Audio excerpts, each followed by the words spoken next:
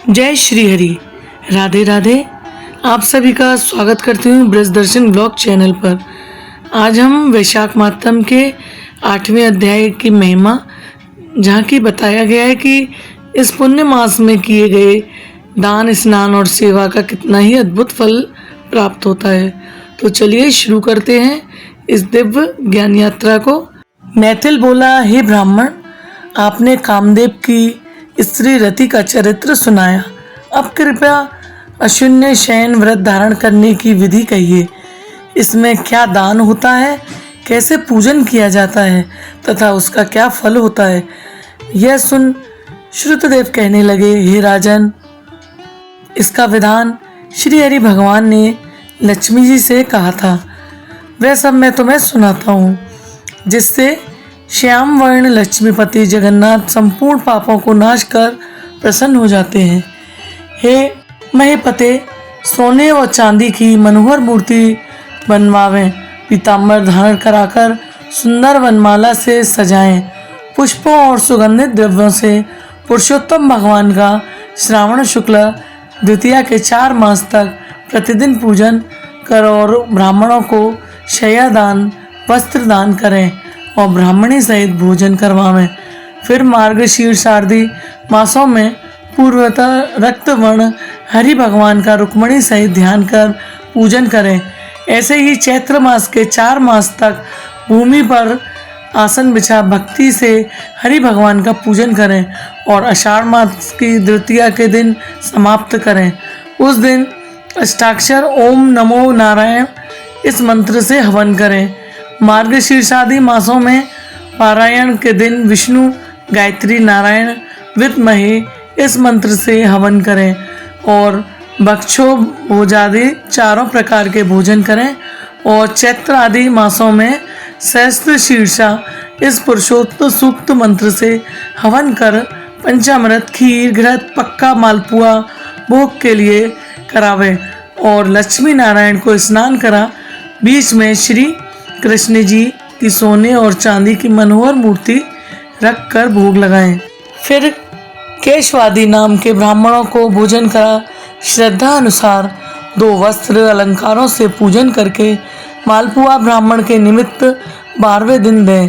फिर पूर्व कल्पित प्रतिमाओं को संपूर्ण अलंकारों से आभूषित कर आचार्य को दें और शय्या का संकल्प लें। ऊपर लक्ष्मी नारायण का विधिवत पूजन करें। कांसे का पात्र दें और ब्राह्मणों को भोजन करावें। दान मंत्र और हे जनार्दन, जैसे आपकी शय्या लक्ष्मी से अशून्य है, वैसे ही हे केशव, इस शय्या दान से मेरी शय्या शून्य हो। इस प्रकार भगवान की पूजा कर आप भोजन करें। इस व्रत को पुरुष, सौभाग्यवती स्त्री अथवा विधवा अशून्य शयन के निमित्त धारण करें।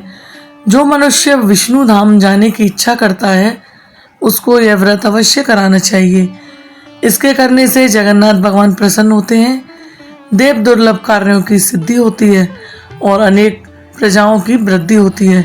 अतः जैसे भी बने ये व्रत अवश्य करें। यह वर्णन हो गया, अब तुझे और क्या सुनने की इच्छा है वह बता। यह सुन राजा ने फिर ऋतदेव जी से पूछा, हे महाराज, वैशाख मास में छत्रदान करने का महात्म सुनाइए, क्योंकि वैशाख के कर्तव्य शुभ कर्मों को सुनते सुनते मेरी तृप्ति नहीं होती। राजा के ऐसे वचन सुनकर ऋतुदेव जी राजा से कहने लगे कि छत्रदान के फल की एक प्राचीन कथा कहता हूँ। सतयुग में एक हेमकांत नाम का बंगाल देश के राजा कुशकेतु का पुत्र था।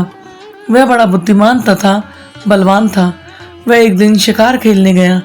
वहाँ घने वन में अनेक प्रकार के मृग और शुकरों को मारता हुआ थकने पर दोपहर को मुनियों के आश्रम में पहुँचा, जहाँ शतचिर नामक ऋषि व्रत में मग्न समाधि लगाए ध्यान कर रहे थे। इससे उनको पता न चला कि आश्रम में कौन आया है। अतः ऋषि ने उठकर राजा का सम्मान नहीं किया, जिससे क्रोधित हो राजा ने उन्हें मारने का उगत हुआ। तब ऋषि के 10 सहस्त्र शस्त्रों ने उसे रोका और क्रोध में विहल होकर राजा कहने लगा कि हे ब्राह्मणों, मैं थक गया हूँ, तुम मेरा आतिथ्य सत्कार करो, परंतु गुरु की आज्ञा क्या सत्कार करें। ऐसा शिष्यों ने राजा से कहा। राजा ने सुन उन्हें मारने के लिए धनुष उठा लिया और अत्यंत क्रोध कर बाण छोड़ने लगा। तब शिष्य भागने लगे। उनमें से 300 शिष्यों को मार डाला और आश्रम में रखी हुई वस्तुओं को पाप बुद्धि सैनिकों ने ले लिया और खूब भोजन किया। जब सायंकाल के समय राजा सेना सहित पुरी में आया और उसके पिता कुशकेतु ने इस दुष्ट व्यवहार को सुना तो बेटे की निंदा कर पुरी से बाहर निकाल दिया। तब हेमकांत व्याकुल हो गए वन में चला गया। वहाँ उसे ब्राह्मणों की हत्या सताने लगी। वहाँ पर जीव जंतुओं को मार कर खाते हुए इधर उधर घूमते घूमते 28 वर्ष बीत गए। एक दिन की बात है कि तीर्थ यात्रा करते हुए चित्त नामक महामुनि वैशाख मास में दोपहर के समय वन में आए, जो धूप और तृष्णा से मारे व्याकुल वृक्षहीन स्थान में मूर्छित होकर गिर पड़े। दैवयोग में हेमकांत ने त्रित मुनि को ऐसा दशा में देखकर ढाक के पत्तों की छतरी बना धूप निवारण के लिए सिर पर लगाई और अलंबू का जल दिया। इस उपचार से मुनीश्वर की मूर्छा जाती रही। जब चेत हुआ तो उस पत्तों की छतरी को लगाए धीरे धीरे किसी गांव में पहुंचे। इस पुण्य के प्रभाव से उसकी 300 ब्रह्म हत्याएं दूर हो गईं, जिससे हेमकांत को बड़ा विस्मय हुआ कि मेरी ब्रह्म हत्या कैसे दूर हो गई। इसी विचार में पड़ा था कि हेमकांत को संग्रहणी रोग उत्पन्न हो गया, जिससे प्रयास संकट ज्ञान व्याकुल हुआ। तभी उसे 3 पुरुष बड़े भयंकर यमदूत में दिखाई दिए। वह अपने कर्मों को सोचने लगा कि छत्री दान का क्या ध्यान आया, सो ही वह विष्णु भगवान का स्मरण करने लगा।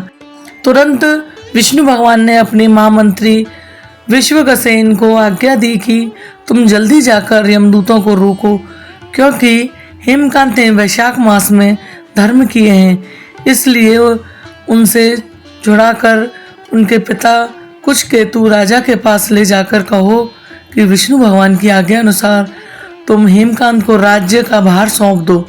श्री हरि विष्णु भगवान की आज्ञा पाकर विश्वक्सेन हेमकांत को साथ लेकर कुशकेतु के पास गए और जो बात भगवान श्री हरि विष्णु ने कही थी वह सभी उनको बता दी, जिसको सुनकर कुशकेतु ने पुत्र को सिंहासन पर बैठाया और स्वयं अपनी स्त्री सहित वन में तप करने चला गया।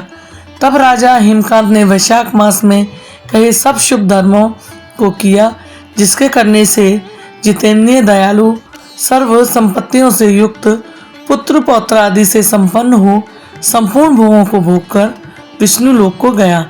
वैशाख मास के धर्म से अधिक कोई धर्म पापों के नष्ट करने वाला नहीं है और यह सुलभ तथा धर्म अर्थ काम मोक्ष रूप पुरुषार्थ चतुष्टर्थ का दाता है। वैशाख मास का 8वां अध्याय यहीं समाप्त होता है। बोलो भगवान श्री हरि विष्णु की जय। तो भक्तजनों, यह थी वैशाख मातम के 8वां अध्याय। यदि आपको यह अध्याय शांति और श्रद्धा से भरा लगा हो तो इसे जरूर लाइक करें और अधिक से अधिक लोगों तक पहुंचाएं। बृहद दर्शन ब्लॉग्स को सब्सक्राइब करें और अगला अध्याय सुनना ना भूलें। श्री हरि की कृपा आप सभी पर बनी रहे। जय श्री कृष्णा। राधे राधे।